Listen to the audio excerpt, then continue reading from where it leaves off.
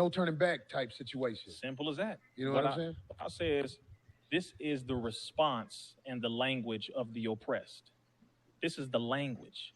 This is the only language America speaks. Blood or money. They only speak those two languages. Either you spill some blood or you take some money. You create the ending of life, the shedding of blood, or you create a messed up situation financially for them. So when you break into these buildings and all, yeah, the vast majority of them are covered by insurance. It's simply an inconvenience for a while because now they got to go and get construction and all that kind of stuff, get the insurance paid for and all that. But it still shows them that, oh, they're not playing no more. Oh, they really are not playing. Oh, they're serious. Oh, wait a minute. Okay, so these men, women, and children are really not going to sit back and allow us to kill them anymore. Okay, so some of them really didn't expect this. A few of them did. A few of them helped to orchestrate certain parts of it to escalate it, right? So you have all these different areas. But as far as them breaking things, I'm just thankful that we responded in a way that wasn't simply, like you said, being soft, lying down, talking, walking around, praying all day long. Yeah. No, it doesn't take. See, Martin Luther King said it, same exact thing that, revolution is the language of the oppressed. The Honorable Minister Louis Farrakhan said that as well. He said the same thing in the days of Moses, in the days of Joshua. This is the language. We have to take. Yeah. So, I mean, I guess you get the idea. Yeah. Yeah, that shit crazy. But the main thing I wanted to hear from Power was like what they said about the military. I know you about to retire and everything, but like, what if it was happening in front of you? You know what I'm saying? Yeah, personally, if right now the order came down, hey, I got to go out here and police my people up. You know what I mean? Yeah. Personally, for me, I couldn't do it, and I wouldn't do it. Now, one thing about military culture is we buy, I'll go back a little bit. When you first enter the military, right, you get,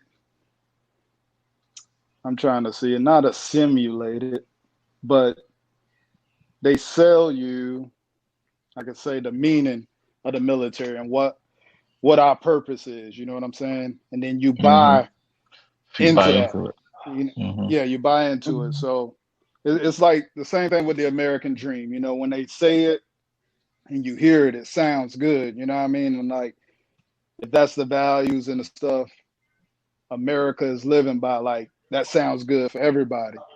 So it's the same thing with the military. You know, it's like, hey, we're here to, serve and defend, the freedoms of the Constitution and go out here and fight for freedom for everybody.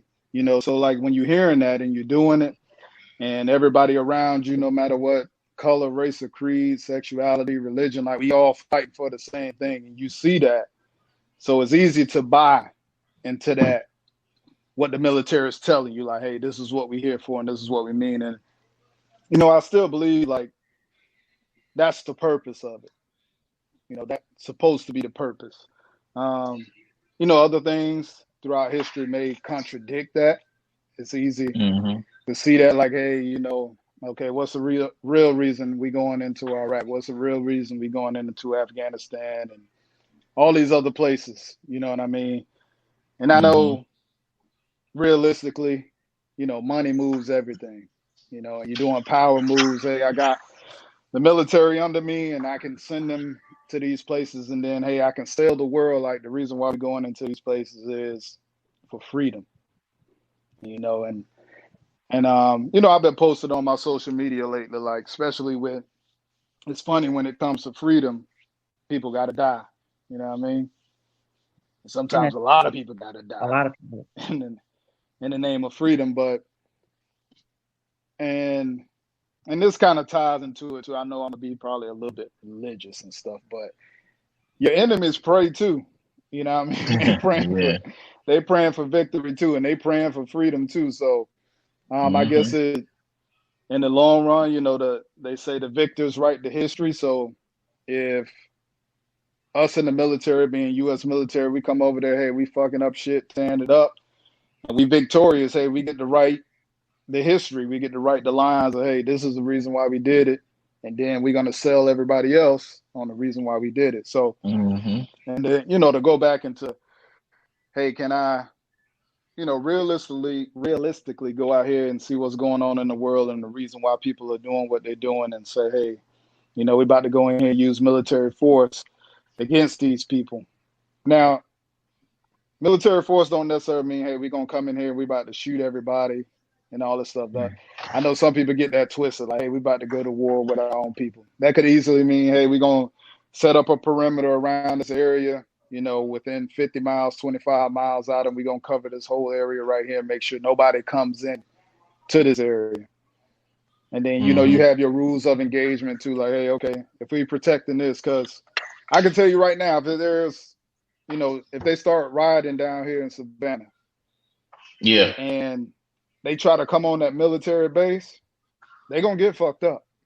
Yeah. Well, duh. They gonna get fucked up. I'm telling you, they're gonna, because it's a sign on every military installation. Like there's a sign saying, hey, only authorized personnel can come in here. You know, you're always subject to a search when you come on this base and all this type of stuff. But dude, I am telling you, because me as a soldier and other soldiers, I'm telling you, we buy into this shit now. Somebody I'm telling, no matter who it is, I'm telling you right now, if they tell us we got 100 people about to storm this installation, we about to I give can just y'all, imagine. we about to give y'all weapons and ammunition. I'm telling you, people are gonna get fucked the fuck up. Like I'm telling you, they're gonna get fucked up. It's just because we are just trained that way. We're just trained to be like, okay, hey, you're coming to fuck with us, and I'm here to look out for my person on my left and my right, which we call like battle buddies and shit. But I'm telling you, it's just a switch that clicks on like this, like, hey, enemy coming, defend, kill them. Like it just goes just like that. Now, the mindset may change. Is like if they send us, okay, we're sending you downtown, you know, and Like it's a sending you civilian population. outside. Yeah, that mindset kind of changed. Like we see things a little bit different, but when it reverses and you saying you coming for our shit, terrifying shit, it's just a switch. And I'm just saying it for me, like, you know, I'm kind of getting pumped up thinking about it. Like the motherfuckers is coming on this. Like it's just this switch. I'm just telling you, it just happens. But yeah, when I think of those words, when they say military force, I don't see it as, hey, military coming in, we about to wipe out all these protesters and stuff. We're here to, hey, somebody telling us, hey, help us out, setting up this perimeter and keeping people out of this area. You know, so but yeah. That's cool. It's tough, man.